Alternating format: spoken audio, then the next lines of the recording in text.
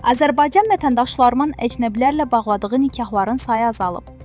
Belə ki, bu ilin ilk 6 ayında Azərbaycan vətəndaşları ilə əcnəbi və ya vətəndaşlığı olmayan şəxslər arasında 780 nikah rəsmiləşdirilib.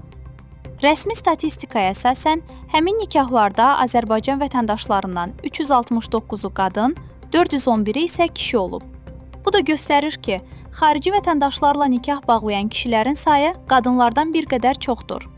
Müqayisə üçün qeyd edək ki, ötən ilin müvafiq dövründə 1080 belə nikah qeydə alınmışdı.